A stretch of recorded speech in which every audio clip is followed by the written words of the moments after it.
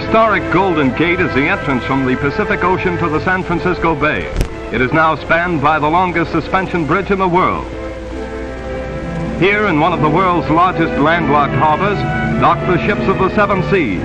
Pleasure boats, too, break out their white sails and run down the wind.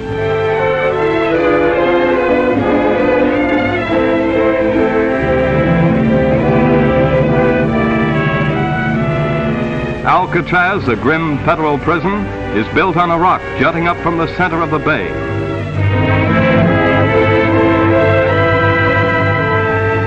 Coit Memorial Tower tops historic Telegraph Hill, where for years the arrivals and sailings of ships were watched and reported. The seven hills of the city look down on the bay, and beyond is a gigantic new bridge, over 8 miles long, that joins San Francisco with the East Bay cities, a monument to the vision and skill of man.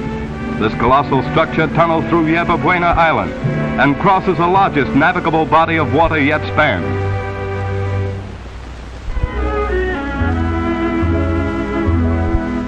To the west lies the center of the great city, rich in history, but progressive and modern today, a dominant financial and commercial metropolis of the West.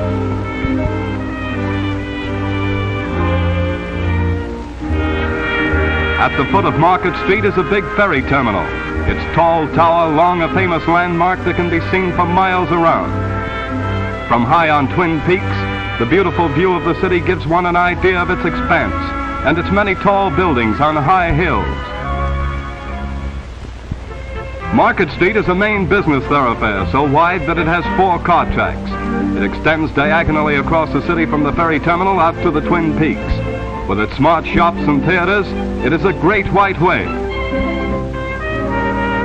All about the city there are many sidewalk flower stands, attractively displaying their colorful and fragrant blooms. Garden spots as lovely as the flower markets of the old world, and everyone buys cut flowers and bouquets the year round. The center of downtown San Francisco is at Market, Kearny, and Gary Streets. Here stands the fountain presented to the city in 1875 by Lotta Crabtree, beloved actress of the Sierras.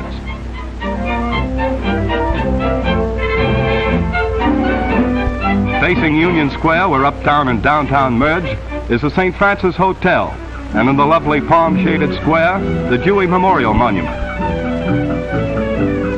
Some of the streets are so steep that the cars must be run on cables. They're revolved about by the motorman and conductor at the Avenue Terminal on a turntable. A quaint sight indeed. Yes, sir, in San Francisco, hills are hills, and motorists and their brakes must both be good for safe driving as up and down they go. The magnificent new Civic Center includes the Exposition Auditorium, the War Memorial Opera House, and the Veterans Building. The massive City Hall is an impressive building. Its dome is nearly as high as that of the Capitol at Washington. Because of the nearness to the sea, gulls, not pigeons, are the pets of the plaza grounds. The Exposition Auditorium and many other great buildings form an inspiring group about a flower-studded plaza.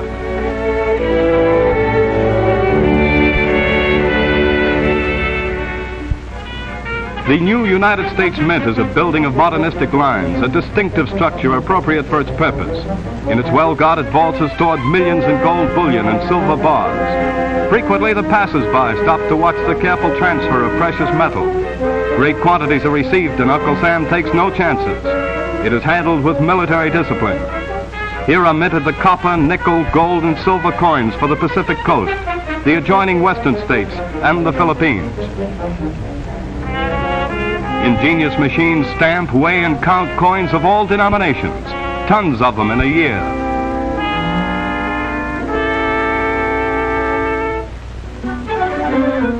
Chinatown, the largest Oriental city in the Occident. In its little park stands the new steel statue of Sun Yat-sen, the father of New China. The streets are lined with pagodas, joss houses, ancient shrines, bazaars, and cafes. Here are silks and incense, teakwood and ivory, and a soft-spoken people slowly move about their work and play, still maintaining all the traditions of the Far East. frequent fantastic ceremonies celebrate holidays of old China in the traditional manner.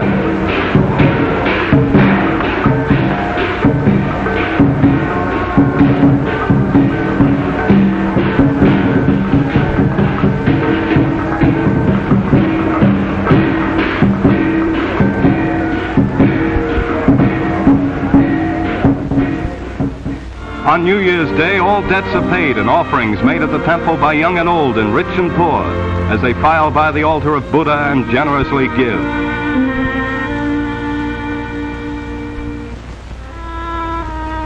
There is news from across the Pacific posted every day on the bulletin of the Chinese journals. Not good news today.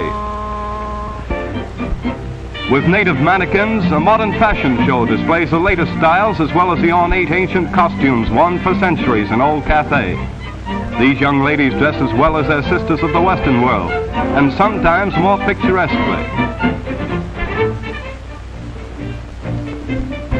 Colorful Fisherman's Wharf is like the docks at Old Naples. A fish dinner on the wharf is long remembered as an unusual treat. Swarthy fishermen mend their nets and prepare to sail out to sea. They will bring back a big catch, luscious seafoods of the deep Pacific. Cracked crabs are but one of the many famous delicacies served here.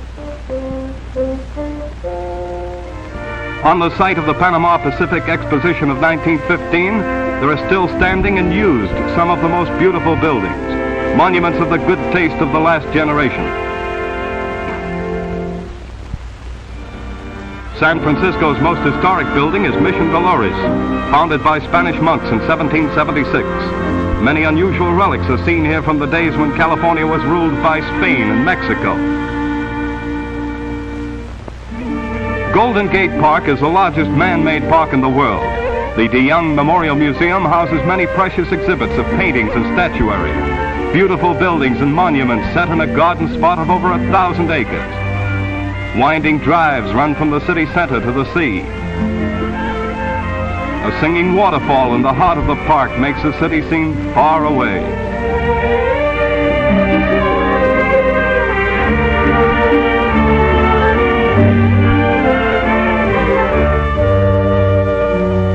It is easily reached by smooth, picturesque roadways that lead from many entrances. Bridle paths lure the horsemen and horsewomen too. Rolling sheep pastures suggest rest and quiet. Exotic blooms of every land grow well in the botanical gardens. Buffalo graze peacefully, reminiscent of the great herds that roamed the prairies and plains of the early West. These drives seem far away from the city's whirl. Golf is played almost in the shadow of the Golden Gate, and some of the finest courses that golfers know are within the boundaries of the city and easily reached.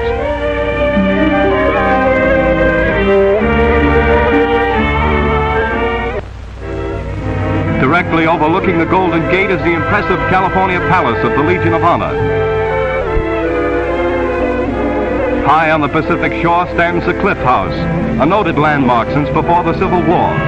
The broad windows look out on the rolling ocean, the harbor forts, and the famous Seal Rocks.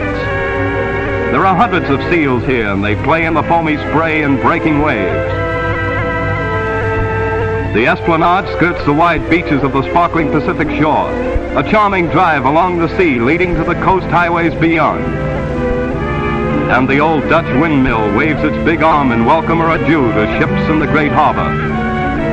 San Francisco by the Golden Gate, city of fond memories and visions of progress for tomorrow.